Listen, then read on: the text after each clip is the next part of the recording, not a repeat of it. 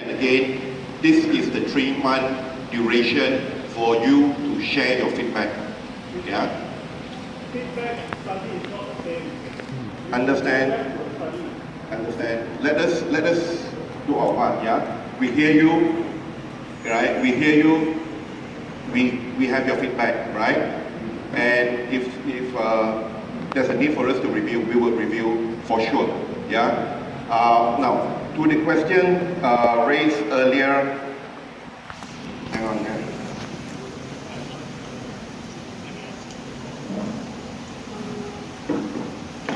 About the first month and last month, just to share with you, there would be feeder buses provided, right? And the feeder buses will cover a radius of 3 kilometers from the station, right? So this is part of an integrated plan for us to encourage greater use of public transport. Yeah. So obviously, in our plan, we have even mentioned that there will be about at this point of time 150 to 160 buses planned for the entire alignment, right? And they will operate within the 3 kilometers radius to ferry people from their home, right, to the station. We cannot be stopping right in front of your doorstep, but hopefully that would address some of the concerns, yeah. And on the concerns of parking bay, right, what we have today, what we are planning now are 5,000 at-grade parking, right? Initially, at-grade means on the ground level, right? If there's a need for us to build, make it multi-story, we would do that, right? Just to share our recent experience within our current LRT line in Gombak, for example, right? We used to have a parking bay for about 400 cars, right? But we have since then built a 3-4 story parking bay that could accommodate 1,200 parking bays, right? So it depends on the timing, it depends on the needs as well, right? If there's a need for us to increase the parking bays, we would do so. Yeah. Also bear in mind that what we're trying to do, what we're planning, the greater public transport plan for the Klang Valley, for Selangor, is that within Selangor, correct me if I'm wrong, YB, yeah, we are looking at increasing the public transport modal share to 60%. Yeah. Currently, if based on records, it is only about 20%.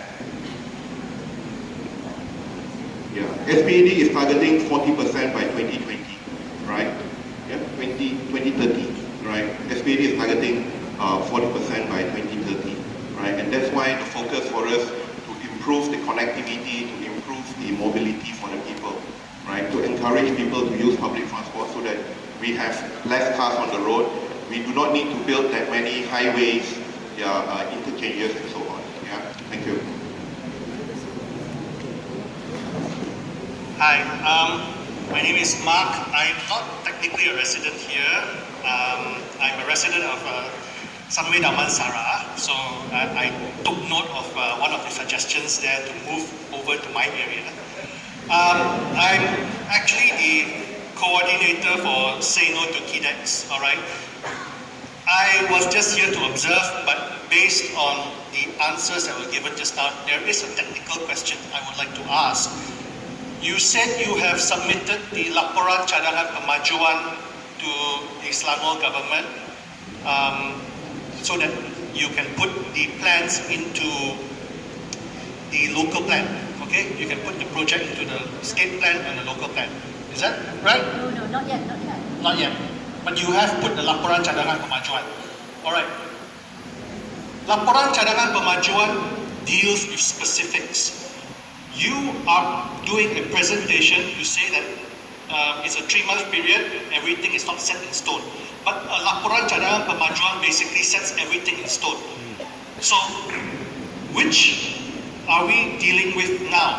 Have you put in a detailed plan to the state government where everything is all done, or is it still open for the residents to debate?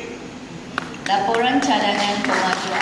Okay, to tell you all that Laporan Cadangan Kemajuan is a new procedure set by the Selangor state for any development that we want to take place in Selangor. So this laporan cadangan pemajuan, whatever that we have submitted is not cast in stone. Okay. Sorry. Laporan cadangan pemajuan comes under the Town and Country Planning Yes. Act. So you can't say it's a new thing, and you can't say it's not set in stone. That's not right. No, because there can be, because based on our meetings with JPBVD, there can be some fine tuning in accordance to the, because we have seek their advice. We are submitting the laporan cadangan pemajuan, and also at the same time we are doing the public inspection. So they say that public inspection can go on, no problem. Submission of laporan cadangan pemajuan can be made. Okay, we base on the processes. We seek directly from JPVD how to go about. It's not that we just bulldoze and do this laporan cadangan pemajuan and then we do this public inspection. They know that we are doing the public inspection. We have not had a sitting yet with them. Sorry, what part of the section that, of the law are you referring to when you say it's not finalized? Because I deal a lot with all this nonsense. I object to developer projects a lot. Where does it say in the act you don't have? Okay, I don't know about the act that JPBD has, because I asked directly when I had a meeting with Pengarah JPBD. So they are aware that we are doing public inspection. I think the point here is this. One, public inspection is the mandatory requirement as far as putting 3 months notice period for people to come with a feedback. Our main concern is only one. Since the Damansara Utama residents were never consulted to begin with, the whole process is flawed. Yes. When the whole process is flawed, then whatever consideration which they already made, especially this feasibility study, is also equally flawed. Yes. If you look at the DIA report, the detailed DIA report, when Bandar Utama objected, that's when they went to Kampung Kayu Ara in January 2015, asking questions, asking the residents over there, guys, what do you think if we put a station behind your house? Are you okay with it or not? In February, the report was already ready. Mid-February, they already submitted to DIE. So, there only one conclusion. The conclusion would have been that they were pressed for time. Bear in mind, this is not Prasarana, yeah? It is not Prasarana who came up with the report. They are the project owner who the consultant did the report for. Now, whether they had the time to actually run through everything to check whether whatever the consultant said is gospel truth or not, we have no idea. It is for them to take their consultant to task. Bottom line here is, even assuming that the proposed jalan kelulusan or rather pembinaan has already been put into respective authority, our main point here is that whatever has been done should be put on hold until final consideration is made, taking account of our view. And our view is that taking account 30 years from now, this is perhaps the best solution. Move away from Damansara Utama, go through NKVE, head across Kota Damansara, but obviously have to take into account of the traffic assessment over that area, because we do not want Mark to come after me. Right? So, but this is one of the suggestions. Obviously, you need to look at the overall picture. Now, it's already 5-10 minutes. We need to make preparation for puasa, for buka puasa. Not we, yeah? Many of us here have to. But if there are any new question, new perspective, if it's going to be the same issue over and over again, being underground and all that, we've already made that point clear and rest assured it's taken note. But if there are any new issues, I would like to seek your permission if we can have 3 more questions of new issues, then we can wrap it up by latest 5:20, 5:25. Okay, one over there, Mr. Press, okay. Press, have a question?